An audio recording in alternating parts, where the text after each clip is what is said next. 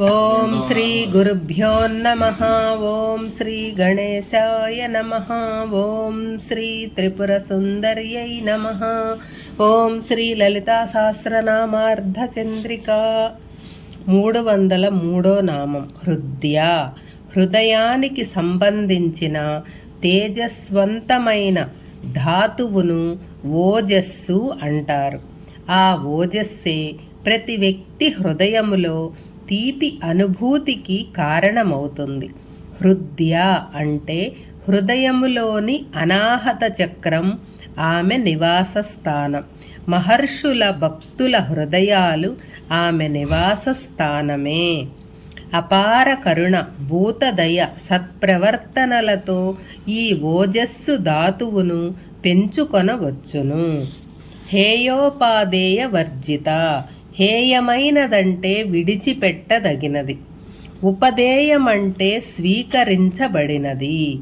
ఏది స్వీకరించాలో ఏది విడిచిపెట్టాలో విచక్షణ తెలిసి అన్నీ సమూలంగా చూసి జ్ఞానాన్ని ప్రసాదించే తల్లి. రాజరాజార్చిత. మనువు, కుబేరుడు మొదలైన వారు రాజరాజులు. రాజులకు రాజులైన వారిచే అర్చించబడే శక్తి స్వరూపిణి. ఈ నామాన్ని జపిస్తే అమ్మవారు స్వరాజ్యాన్ని ప్రసాదిస్తుంది. రాజ్ఞి. అన్నింటికీ అందరికీ అధికారిణి. మహాదేవుడైన కామేశ్వరుని పట్టపురాణి. ఆయన అంకము మీద అధిష్ఠించగలిగిన ఏకైక మహారాజ్ఞి. రమ్య. సౌందర్యం చల్లని వెన్నెల వంటి ప్రశాంతతను మనస్సును చేకూర్చినప్పుడు అది రమ్యమైన సౌందర్యం. అలాంటి సౌందర్యం దాగి ఉన్న ఆ తల్లిని రమ్య అని చెప్పవచ్చు. ఏది నష్టం కాకుండా మనలను ఆనందములో ఉంచుతుందో అది రమ్యము. రాజీవలోచన. పద్మముల వంటి కన్నులు కలది. వెలుగు, జ్ఞానము, మెలకువ మొదలైన వాటితో సత్సంబంధము కలిగిన కళ్ళని పద్మాలతో పోల్చుదురు. రంజని. రంజింపచేయునది. ఒకరి సాన్నిధ్యము వలన మరొకరికి కలిగే అనుభూతిగా ఉండే విధముగా చేయగల సామరస్యమును రంజనము అంటారు. ఇలా రంజింపచేయుట అమ్మవారికే చెల్లుతుంది. మలన మనస్సు అద్దంలా స్వచ్ఛమైనప్పుడు అమ్మవారు రంజిని అయి సాక్షాత్కరిస్తుంది. రమణి.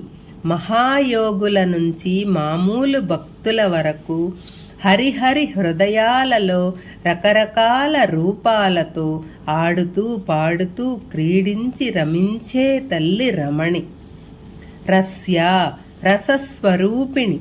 మనస్సులలో అనుభూతి చెందే రసాలు మాటలకు అతీతమైనది. ఆ రసాధిష్ఠాన దేవత అమ్మవారు. రణత్కింకిణి మేఘల.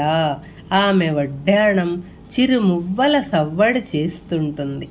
ఎవ్వరు ఏ విధంగా ఊహించుకున్నా ఆ విధంగా ధ్వనించే వడ్డాణం ఉన్న ఆ తల్లి శరణాగతితో మ్రొక్కే భక్తులకు ఆమె ఇసుమంత వంగి ఆశీర్వదించేటప్పుడు ఆమె వడ్డాణంలోని రత్నాలు మువ్వలు కదిలి ఆ నాదం భక్తుల చెవులకి, హృదయాలకి తాకి తద్వారా జ్ఞానం, మోక్షం ప్రసాదిస్తుంది.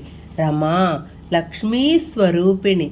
రమ అంటే రమింపచేయదగిన వాటిని ఆరామముగా ఉండునది అని చెప్పవచ్చు. పంచ ప్రకృతిలో రెండవదైన లక్ష్మీదేవి పరాప్రకృతి స్వరూపము. రాంకేతువదన. ఆమె ముఖాన్ని పౌర్ణమి నాటి పూర్ణ చంద్రబింబముతో పోల్చారు. అమ్మవారి ముఖమనే దర్పణంలో వివిధ ప్రతిబింబాలే ఈ సృష్టి యావత్తు.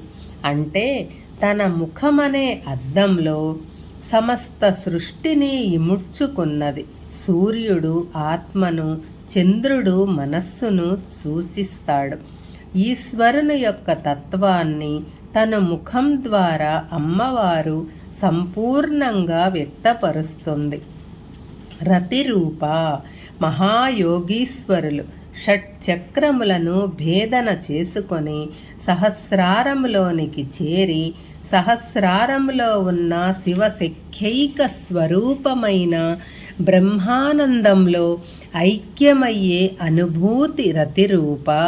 ప్రపంచమంతా ఆనంద స్వరూపమే అనే స్థాయికి ఎదిగిన సాధకునికి స్ఫూరించే నామమే రతిరూప.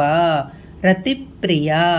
రతీదేవి తన భర్తను అయిన మన్మధుడి శివుడు భస్మం చేసినప్పుడు ఆమె ఆర్తిగా ఆ తల్లిని ప్రార్థించి భర్తను మరలా పునర్జీవుని చేసుకున్నది.